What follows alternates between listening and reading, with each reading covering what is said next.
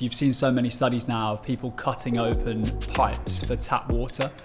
And you'll have seen these images that when you cut them open, it's horrific. And yet your drinking water is flowing through there. Obviously in places like the UAE, we drink bottled water here. Now the majority of water we drink in this region is stripped of all the minerals we need. A lot of the brands here advertise sort of no sodium or low sodium, which in my opinion is ironic because sodium is arguably one of the most important minerals your body needs. But also potassium, magnesium, these are things our body needs, and yet the drinking water, the bottled water, hasn't got it.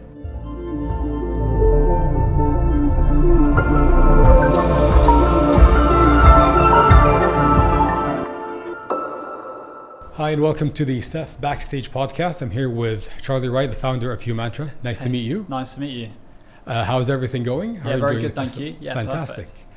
Just to give our listeners a very broad description of Humantra, just the initial journey of why you started the company, what it does, that would be great to hear from you. Yeah, perfect. In short, Humantra is an electrolyte business. We launched in the UAE about 3 years ago now. We believe that hydration isn't just a fix. It's the foundation of everything. And so while the majority of players in the industry are hyper-focused on performance and athletes, we're very much about a brand for everyone, everywhere, every day. So yeah, I've been in the UAE now for 11 years, pretty much bang on. We launched the brand 3 years ago. Fast forward, to present day, UK is around 50% of revenue. So born in the UAE, but a truly global business now. It's fantastic. That's great to hear, actually, and congrats on that success. Thank you very much. Just to go back to one point you mentioned, which is the majority of the players in this field are focusing on performance, and you're more focused on approaching just every general customer in a sense. How are you managing to do that? Good question. I think it really stems from sort of my personal approach to hydration. The brand really was built upon sort of my pursuit of working out how I could fuel performance. And when I use the word performance, it isn't necessarily athletic performance. I was trying to, build a brand, was trying to, work out twice a day, and just try and find ways and means to really fuel my body and my mind. And really it just boiled down to my inability to drink enough water.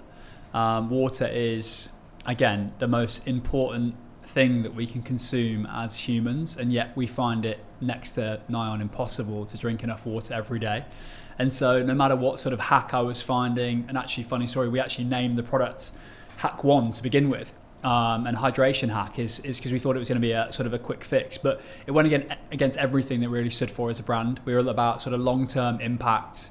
The brand name Humantra is really about humans, all humans, and how do we help them hydrate and navigate life, which we believe all comes back to optimal hydration. So a lot of brands are all sort of reactive, rehydration, replenish, whereas sort of we're the opposite of that. We're about proactive, optimal hydration.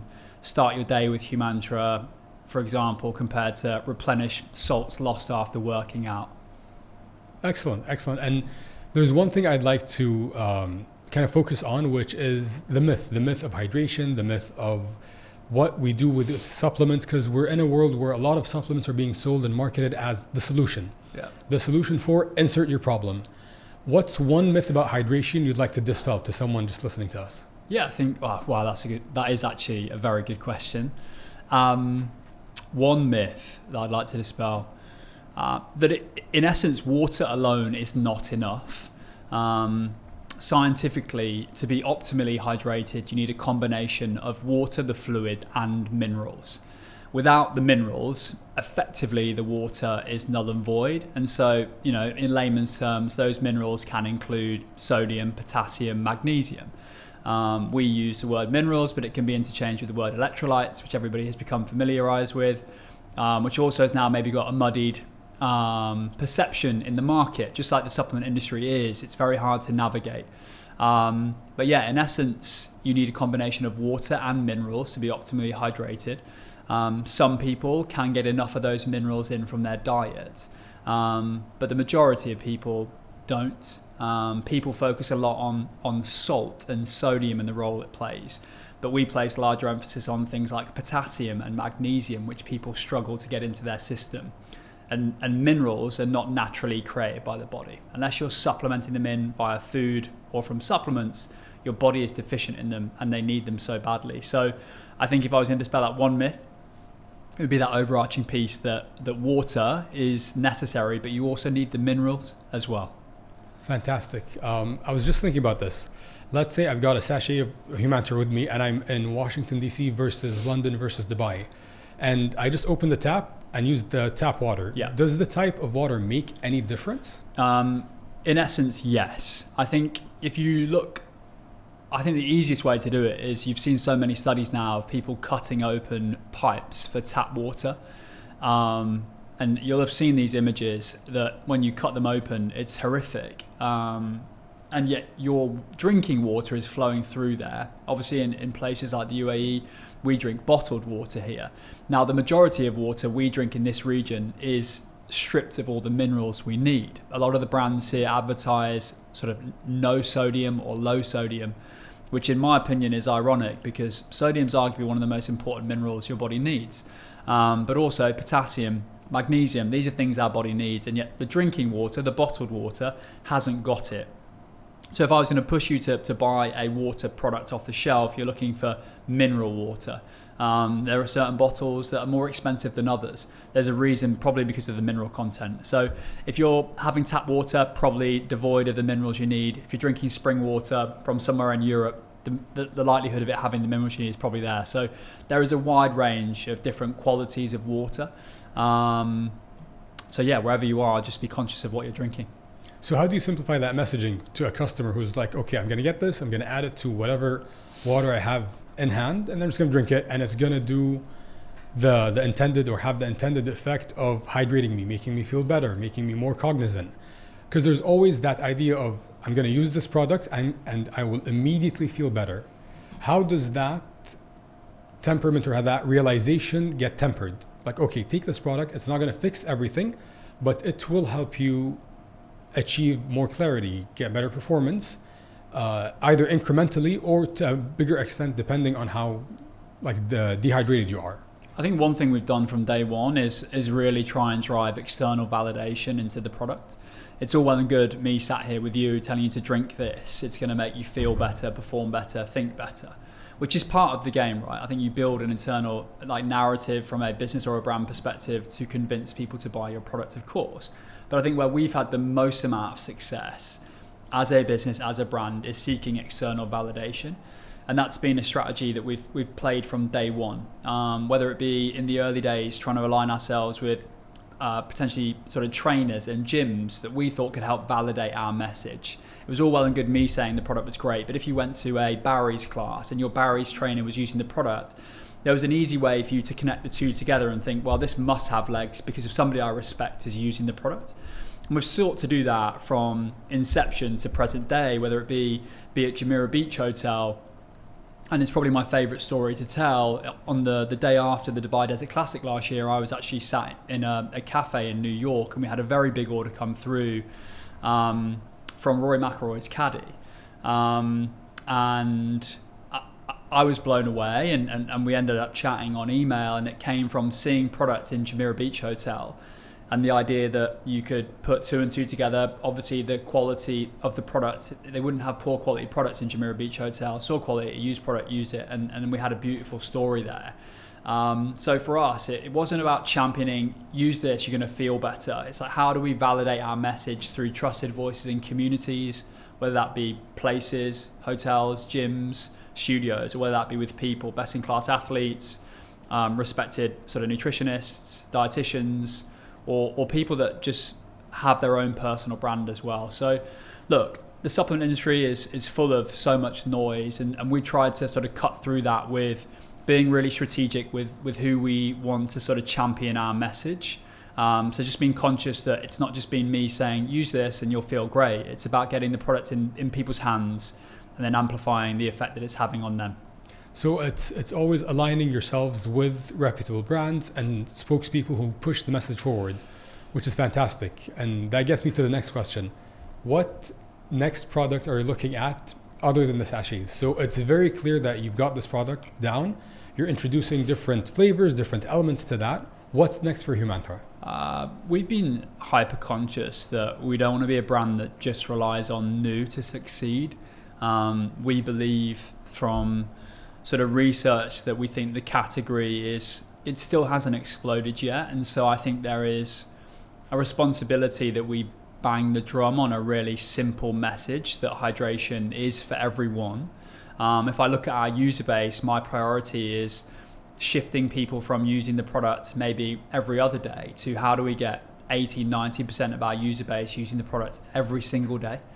And so while I'm not relying on bringing out sort of new innovation and new product, which we could definitely do that, but I think from a brand and an MPD perspective, like we still think there is a job to be done on being exceptionally simple, that electrolytes, hydration is the foundation of everything you do. I think it would be remiss of us to try and overcomplicate that message when you still see people not drink enough water. So while there is work to do in that category, we're not going to try and layer in random product innovation just for the sake of new to try and bring other people into the category. I think we're just going to back ourselves to champion that simple message. What we will do is we'll constantly bring out incredible flavors. We have a new flavor launching on the eve of Ramadan, which we did last year as the first hydration brand on the planet to launch a product on the eve of Ramadan. We're doing the same again this year. Unlike last year, this will be a global launch for us. It's my personal favorite flavor. I can't tell you what the flavor is yet. I was just going to ask you. We'll roll it out in the next couple of weeks and tease that just like we do with every flavor. But we want to be exceptionally culturally relevant as a brand. And so we're just going to launch incredible flavors over the next 12, 24 months. And I guess keep educating people that hydration isn't just a fix, it's the foundation. Fantastic. And here's my question. Is hydration a fix also for the whole family, for the kids, for the parents, for everyone? And are you also pushing towards that as being like a cohesive unit of buy a box of Humantra, share it with your whole family? If you have people who are like whatever ages and above, would that work? Absolutely. I think what's great is every business book sort of tells you to find a niche, a real small niche and dial all in on them.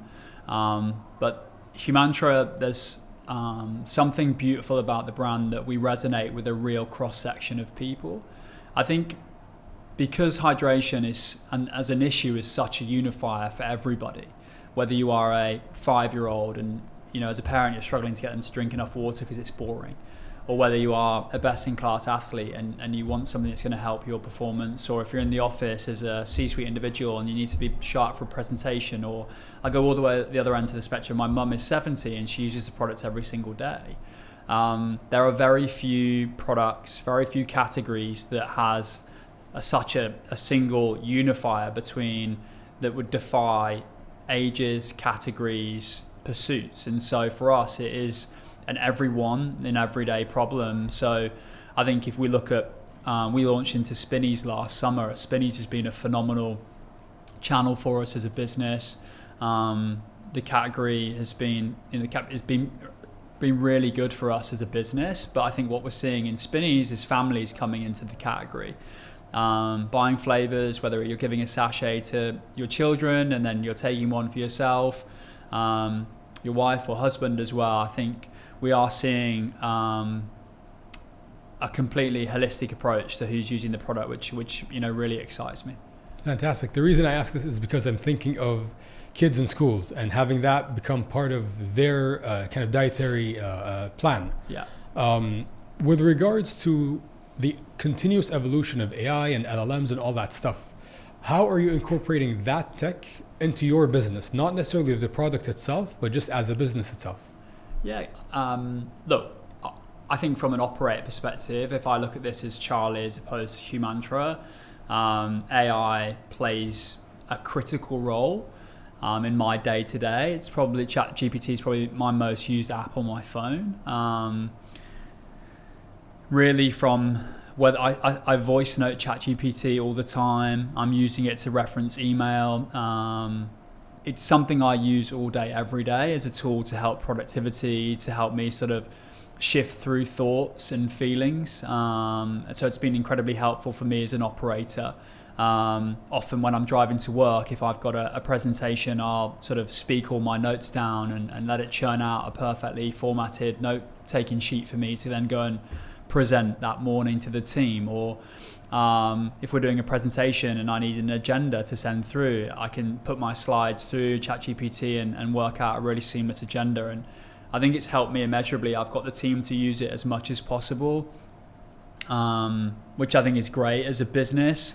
Look, I'm old school in the sense that business is done through people. I'm really bullish on the idea that people sort of move the world, but I think you can layer in some semblance of technology to aid human sort of interaction.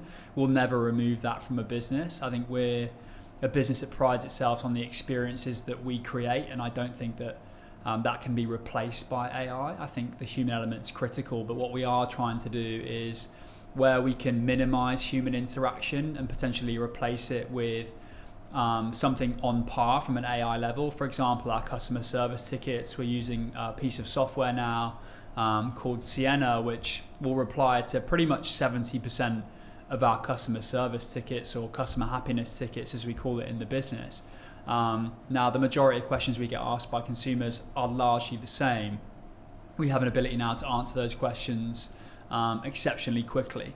But that sort of same software will flag potentially, for the one of the better example, say an influencer with over 1 million followers posts about the brand. We'll be notified very quickly and we can talk to them straight away. If there's a problem, there's a fire, we need to put the fire out. Not literally, obviously, then we get flagged. But yeah, look, technology is incredibly important. You probably have spoke to a lot of people that say it's the cornerstone of everything. I'm a big advocate that human interaction, for me, is what makes business special. It's just how do we layer technology in to optimize time and ultimately make sort of human interaction much more worthwhile. Fantastic. I'm going to shift gears a bit, and this is a question that's a bit uncomfortable, but I like to ask it because the answer differs depending on where you are in your journey as an entrepreneur. What keeps you up at night as the founder of Humantra? It's a very open and broad question, but what is the thing that keeps you up from a entrepreneurship perspective? Yeah, I think that for me, I care so much about the business. And as the business has evolved over the last 3 years, it's not just me churning work out anymore and seeing a revenue number or a profitability number. Yes, we have investors as well, but really now I've got 9 people in the business, and those 9 people are committed to this brand as much as I am, which is an incredible thing to see. And so what I'm building, what I'm contributing to on a daily basis, all day, every day, is how do we push this business forward? But my role as a leader is how do I make the people in this business great? And when you're a solo entrepreneur trying to build a business, all you're focused on is churning out work. And I, for a long time, became used to just doing the work, doing the hard yards. Whereas fast forward to today, last week we spent pretty much the whole week doing annual reviews with the team and goal setting, which is an alien territory for me because I've been so used to churning the work out. And now I'm spending a lot more time developing, putting time into the team. And so really for me, it's creating an environment where talent is going to thrive. There's always an underlying sort of worry in my side, or not worry, but it's like we have exceptionally high growth targets. How do we shift the business forward while not making short-term moves that maybe in the short term might help us, but long term would take us off course? I would say, in short, what keeps me up, a myriad of things, all sorts. But I think I've got to a stage in my career, I'm 35 this month. I've been through two I'd say quasi-failed businesses before I got to Humantra, and trust me, I'm nowhere near done, and I don't believe I've learned everything or done everything. But I'm also super cognizant now that being the very best version of me outside of work has a hell of an impact on how I show up at work as well with the team. And so while I'm always thinking of ways and means to push the business forward, I do sleep well at night. Fantastic. How did you achieve that sense of loyalty, that sense of buy-in from the people closest to you in the company? What are the elements you believe that led to them fully buying into the messaging, into the values, into the mission of Humantra? Look, for me, I spent years reading every business book and listening to all these podcasts, and then I sort of shifted away to doing. I just would I think you can overread and overlearn, and then ultimately you step too far away from who you are as a person. If I look at Humantra and what the business is really an extension of who I am as a person. We rolled values out as a business in the last couple of weeks as well. Those values aren't new to me and new to the business. They're the values that I stand by, and I've lived my life by the last 10, 12, 15 years.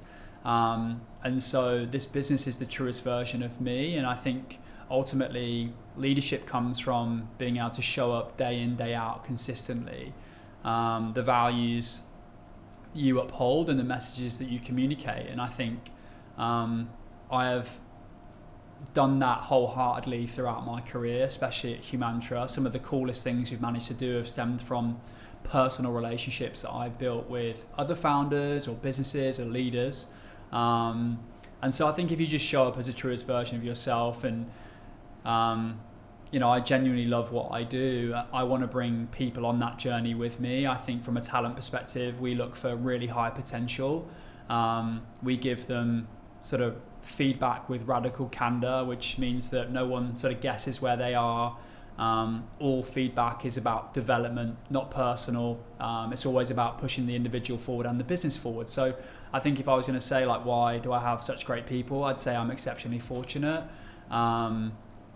that they are a killer team, but at the same time, I think that they know exactly where they stand, exactly where we're going, and we have a great time doing it.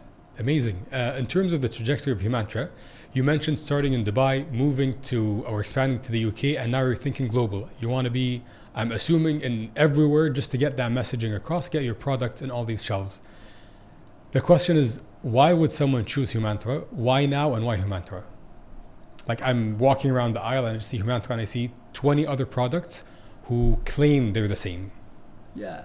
Look, I think that having a world-class product is a prerequisite, right? I think long gone are the days where you could win by purely having a great product.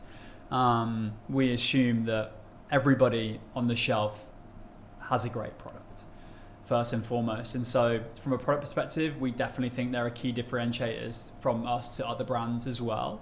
But I really think it boils down to the values that we uphold, the messages that we communicate, and the mission that we're on. And I think that people don't necessarily buy brands, they join them, and so we're sort of hyper conscious in the messages that we put out to the market. We're always iterating, trying to learn. From a sort of electrolyte proposition, zero sugar is really important to us. No artificial ingredients is critical as well. And I think how we position the product is of sort of far most importance to us. But I think that the overall commitment to iteration, we never believe that we're the finished product. Away from that, it's an insatiable work ethic, killer team. I don't think there's one thing that means that this person buys our product over another. Look, we could go down a complete different garden path and talk about how we market our product, how we talk to consumers. But ultimately for me, I'm extremely passionate about, it's not how quick you get to the top, it's how long you stay around for. We're building a business to last, far longer than me. I genuinely believe that Humantra is a legacy business or a legacy brand. And so we're trying to make moves that means that we are here in 20, 30 years, whereas most people are trying to make sure that they're around in 3-6 months. We're planning for the long term. Our messaging is consistent. And at the same time, we work incredibly hard, but I genuinely love what we do. And so when it gets tough, we're not sort of giving up and going to go and try and find something new to sell people. Business is problem solving, and we love solving problems. Fantastic. And a key area of that longevity is relevance. And I believe collaboration for you specifically has been the cornerstone of getting the product out there, getting it known. Could you give us like a story about one of the key collaborations you've had? You mentioned just now with Jumeirah, but is there anything else that kind of hits home? I think that we've done some really big collaborations in the past. One, I think, was the collaboration with the UK clothing brand called Represent. That really helped us massively in the UK market, but I think a really prevalent one in the UAE would be our collaboration with Deliveroo. We launched an exclusive flavour with Deliveroo at Ramadan last year, which was a rose flavoured product. Goes back to relevance. We wanted to be culturally relevant at all times, and I think for a hydration brand to practice what they preach and support, a huge proportion of people on what is arguably the toughest physical and mental pursuit that you could really go through when hydration is critical. I think it just was really important for us to do that. Rose became a really popular flavour for us. The beauty of working with Deliveroo meant that when people were breaking their fast, they could order Humantra and have it within 10-15 minutes. From an e-com perspective, you couldn't order Humantra at 7 o'clock at night and get it the same day. But on Deliveroo, we saw that. Some small numbers from, the growth we had at times being the number one selling SKU on Deliveroo at the time, just showed the impact we had.